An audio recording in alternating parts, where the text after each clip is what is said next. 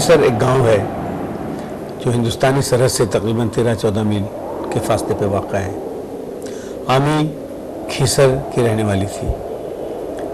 आमी की शादी बहुत कम उम्र में कर दी गई और शादी के 2-4 महीनों के बाद ही आमी हमल से वाक़ हो गई।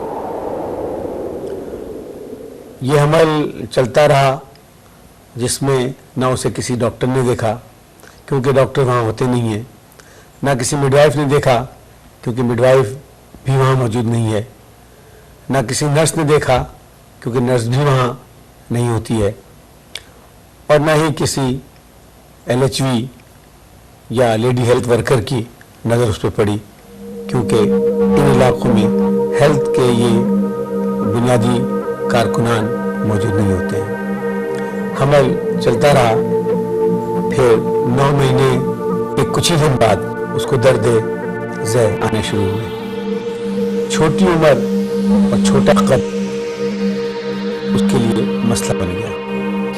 वो 3 दिन तक अपने झोपड़ी में इस इंतज़ार में रही कि शायद बच्चा पैदा हो जाएगा और फिर दर्द से निजात हो जाएगी। न बच्चा पैदा हुआ न दर्द से निजात मिली, और अगर मिली तो ऐसे वक्त मिली जब बच्चा मर चुका था और मरने के बाद आस्ता आस्ता करके पैदा हुआ। बच्चा पैदा होने के बाद आमी का दर्द तो ख़त्म हो गया, लेकिन 24 घंटे के अंदर अंदर एक दूसरे मसले का वो शिकार हो गई। आमी का ये बच्चा एक दाई ने पैदा किया था। ये दाई इस गांव की नहीं है, किसी और गांव से बुलाई गई थी, और दाई ने बड़ी मुश्किल से खींच तानी करके इस बच्चे को पैदा तो कर लिया, लेकिन इस बच्चे के पैदा होने के बाद जो मसले शुरू हुए उसने आमी की ज़िंदगी को एक सवाली निशान बनाकर रख दिया। कई दिनों तक आमी अपनी झोपड़ी में पड़ी रही और दर्द हल्का हल्का दर्द होता रहा, और उसको किसी किस्म का इन्फेक्शन भी हुआ जिसके लिए उस दाई ने ही कुछ दवाएं दी जिससे वो कुछ बेहतर हो सकी। लेकिन थोड़े दिनों के बाद आमी का पेशाब मुस्तकिल बहने लगा और पखाने पर भी आमी का कोई कंट्रोल नहीं रहा। आमी को उसका शौहर एक ऊंट पर बिठा करके निकला और एक दिन मुसलसल ऊंट पर सफ़र करने के बाद छाछरों के रास्ते से ये लोग उमरकोट पहुंचे। उमरकोट में एक लेडी डॉक्टर के दवाखाने में जब आमी को देखा गया तो लेडी डॉक्टर ने बताया कि आमी को एक ऐसी बीमारी हो गई है जिसका इलाज ना तो उमरकोट में होता है, ना मिट्टी में होता है, और ना ही मीरपुर खास में होता है। शायद हैदराबाद में कोई सर्जन इसका ऑपरेशन कर दे, लेकिन सर्जरी की जो फीस बताई गई वो आमी के पूरे ख़ानदान के लिए ना सिर्फ के काबिल कबूल नहीं थी, बल्कि शायद उनके पास इतना असासा भी नहीं था।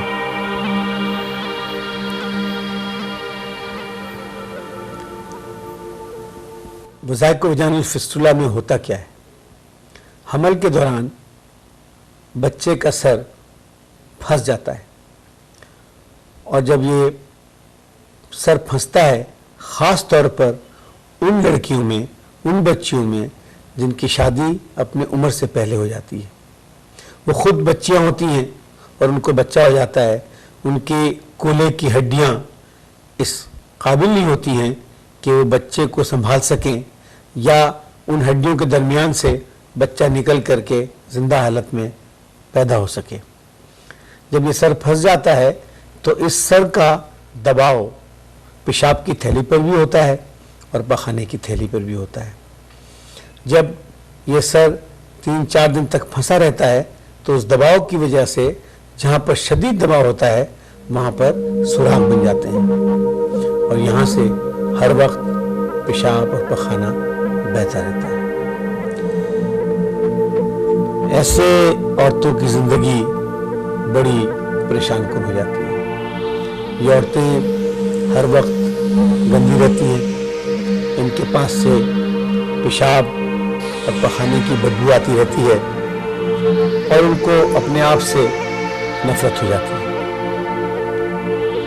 عام طور پہ یہ ہوتا ہے کہ ان کے شوہر انہیں چھوڑ دیتے ہیں اور یہ اپنے ماں باپ کے گھر جا کر کے گھر کے کسی ایسے حصے میں رہنا شروع کر دیتی ہیں، سارے گھر سے جدا ہوتا ہے۔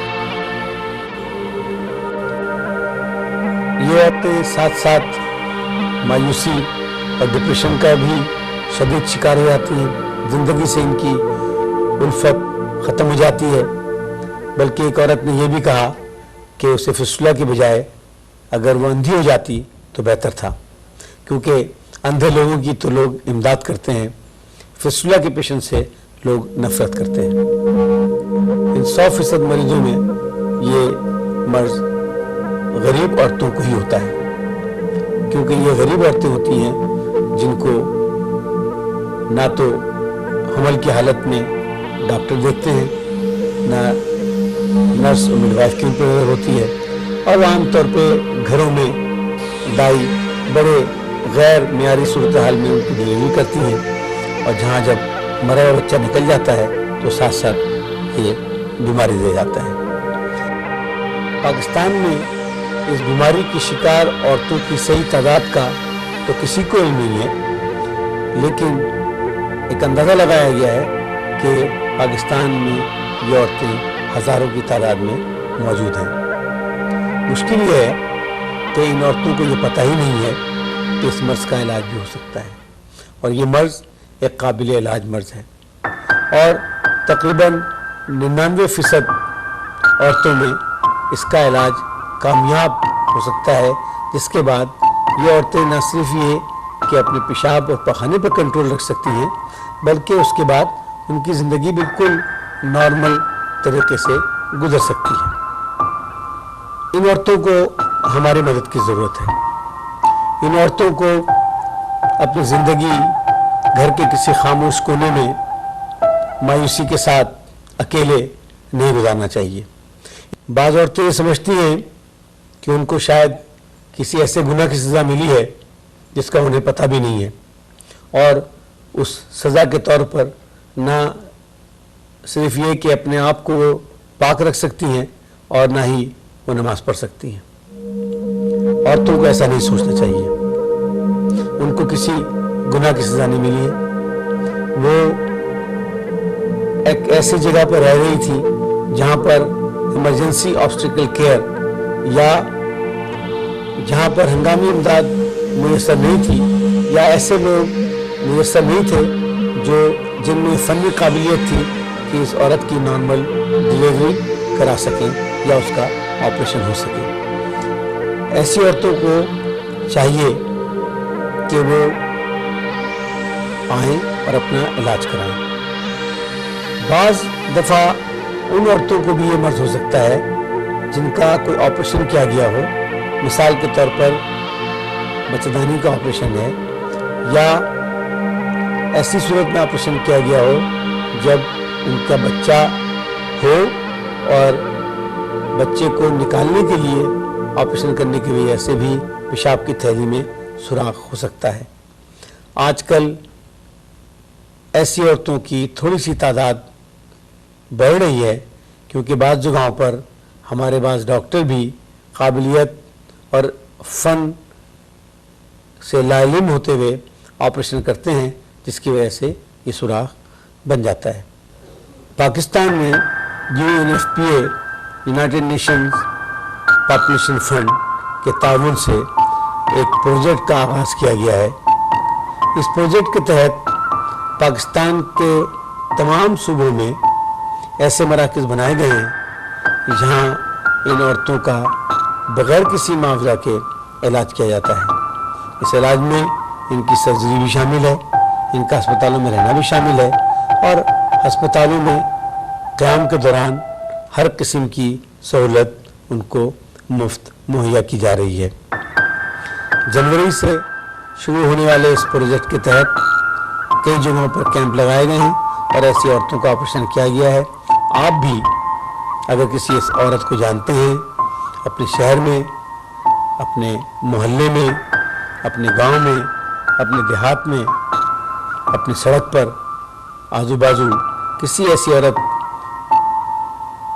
से आपका वास्ता है जिसको ये बीमारी हो चुकी है, जिसका पेशाब बह रहा है, आपका फ़र्ज़ है कि उस औरत को इस सेंटर तक लाएं या उसे उस सेंटर का पता बताएं ताकि यहाँ पर उसका ऑपरेशन हो सके और ऑपरेशन के बाद वो बाइज़्ज़त ज़िंदगी गुजार सके, उसकी नॉर्मल ज़िंदगी बहाल हो जाए, उसकी दूसरी शादी भी हो सकती है और उसके बाद नॉर्मल एक बच्चा भी हो सकता है।